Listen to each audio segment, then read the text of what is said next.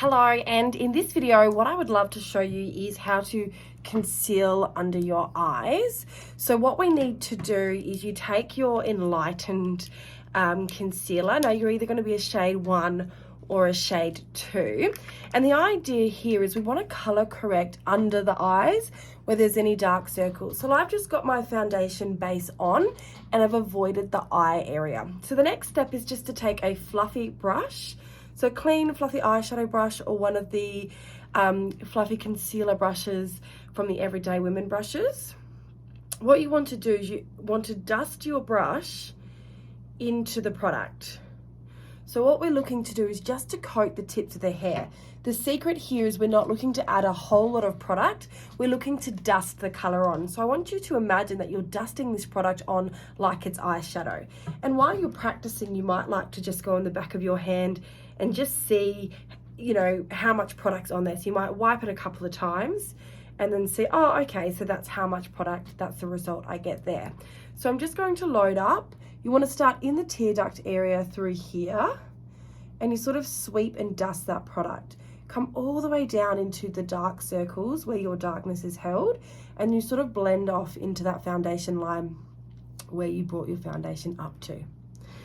Now you do a thin layer, spread all of that product, then you reload and you go back in and you repeat the steps in the areas that need extra darkness, like extra coverage if you've got darkness through there.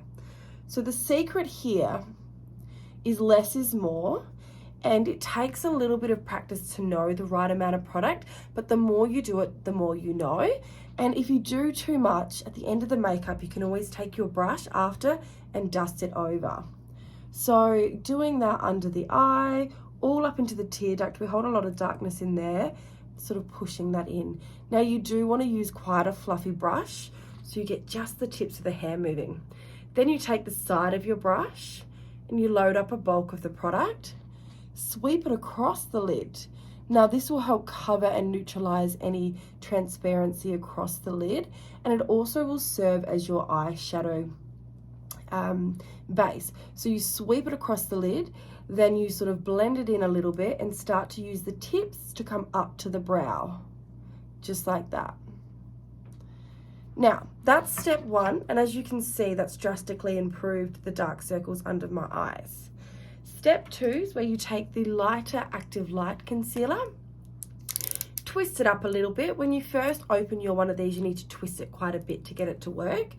Then you push that onto the back of the hand, warm the product up with your ring finger. The reason why you want to use the ring finger here is you use the least amount of pressure, and then you want to cover the bulk of the tip of the finger, come onto the cheekbone and press on your cheekbone. You want to take it quite wide, about 2 to 3 centimeters, and you don't want to go past the eye at the initial stage. What we're doing is we're just pressing this into the skin so it sits as one. As you can see, that's sitting more as one. Then you take it up and under the eye, only the residue product. And what that's going to do, it's going to help neutralize any orange tones if they're present. Now, if all else fails and it's not blending how you'd like, take a foundation brush, and just blend over the top of everything, just lightly. It's like a little sponging motion. So I'm just going to show you that one more time on the other side, but as you can see, I've got beautiful lift happening here. Darkness has been corrected through that area. So taking the Enlightened product, loading just the tips. We don't want a lot of product, we just want the tips. Test on the back of the hand if you need. Coming into the tear duct area and sweeping through. Remember, we're just looking to dust on this color, and we're getting that initial color coming through first, and then we layer up. If you come to one of my classes, I'll explain to you that we don't throw the whole tub of paint on the wall for painting a wall. We do one layer, let it dry, and we build it up. Makeup's very much so the same. So loading up, repeating that step. Now when you load up, don't load up as much product, that's important. Okay, so just coloring in that darkness, spot checking in the areas that I need a little bit of extra coverage.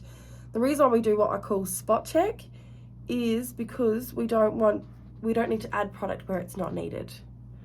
So just blending that off, taking the side of the brush, sweeping across the lid, blending that in, and then blending up towards the brow.